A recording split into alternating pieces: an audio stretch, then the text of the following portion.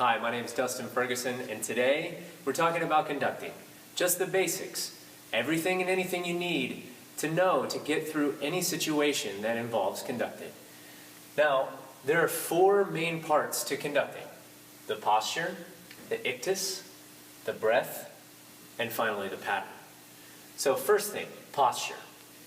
We've been hearing this since 6th grade band. It's all about posture. You have to stand up tall, shoulders relaxed and down, with your head in a neutral position.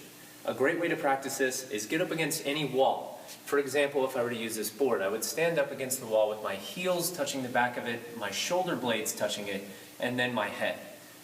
That'll feel a lot different for a lot of you. I know it did for me. Second, the ictus. I want you to take either a baton or your finger, it doesn't matter, and pretend that there's a hot stove in front of you. Pretend the stove is on and it's hot. Now touch it. Your natural reaction would be to come back as quick as you can. Now do that a few times. It's kind of a flick. And this is where we get time. This is your ictus. So whenever you see somebody conducting, there's a little flick, and that's your ictus. That's where we perceive time. Now, the breath. The most important thing besides posture is your breath. You have to breathe with the ensemble. You have to breathe with your group. So along with the ictus, you have to breathe. Now, let's get to pattern. There's a few different patterns that we'll go over. And these are the most basic ones. There's more out there, but we'll start with these. First off, we have the 4-4 pattern. We've seen this since day one. Now, as you can see, we go down first, and then to your left, back over to your right, and back towards the middle. This is beat 1 is down, beat 2 is to your left, beat 3 to the right, and beat 4 is back up. And that looks like this. 1, 2, 3, 4, 1. The next pattern is the 3-4 pattern.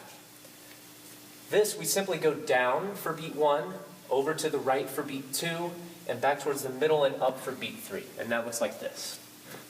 1, 2, 3, 1.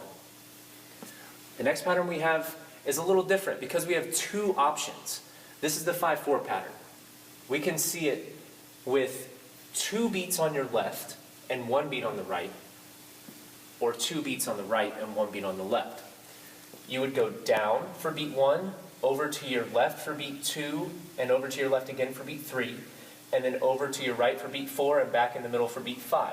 Or, option B would be down in the middle for beat 1, over to your left for beat 2, over to your right for beat 3 and beat 4, and back towards the middle for beat 5. Option A looks like this. 1, 2, 3, 4, 5, 1.